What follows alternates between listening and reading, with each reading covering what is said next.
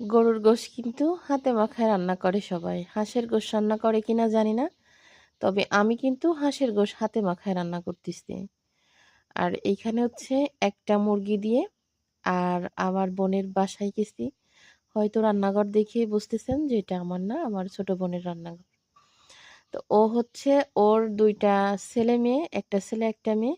ওরা কিন্তু টোটালি মাছ মাছ সবজি টোটালি খায় না। ওদের ৩ বেলাই কিন্তু গোশ দিয়ে ভাত দিতে হয়। না হয় গরু গোশ থাকে, না হয় ব্রয়লার থাকে। আর ডিম।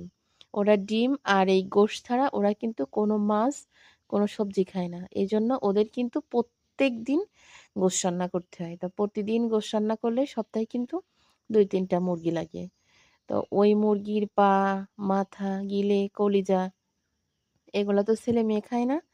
এইগুলা জমায় রেখে কিন্তু রেখে দিছে। পরে আজকে একটা মুরগি দিয়ে আর ওইগুলা দিয়ে একদম কড়াই ভরে মাত্র একটা আলু দিছি শুধু ছেলে-মেয়ের জন্য, দিয়ে কড়াই ভরে রান্না করেছি। রান্না ঠিকই করেছি, কিন্তু আমরা বোনরা বা আমার বোনের জামাই-টামাই কিন্তু আমরা কেউ খাইনি। কারণ ব্রয়লার বললাম না, ওইভাবে হচ্ছে আমরা খাই না। আগে খেতাম কিন্তু এখন খাওয়া হয় না।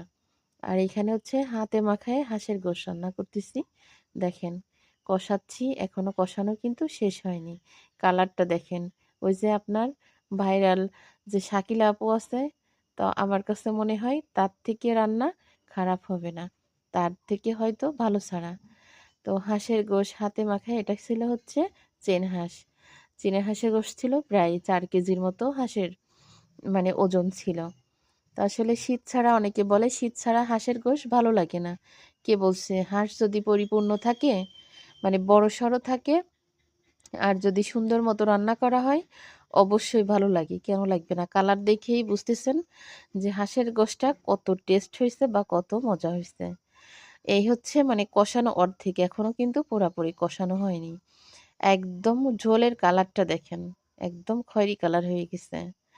তো আসলে হাঁস বলেন, মুরগি বলেন, গরু বলেন, যাই বলেন সুন্দর মতো কষানো না হলে কিন্তু কখনো ভালো লাগে না। তবে হাতে গা গো গোশ হাতে মাখায় গোশ রান্নার এক স্বাদ আর মসলা কষায় গোশ রান্নার কিন্তু এক স্বাদ। এর আগে আমার আ শীতের সময় একটা ভিডিও, আমি ১১ কেজি হাঁসের গোশ আমার সেজো বোন না, আমার নোয়া বোন মানে আমার বাসার পাশে যে বোন, আসলে আমরা ৬ টা বোন তো হিসাব করে বলতে হয়। এইজন্য মানে হিসাব করে বললাম। আমার পাশে যে বোন, ওই বোনের বাসায় আমি ১১ কেজি হাঁসের গোশ আমি হাতে মাখায় রান্না করেছি বড় হাঁড়িতে করে। তো সেই গোশটাও কিন্তু অনেক মজা হইছে। আর আজকেও আমি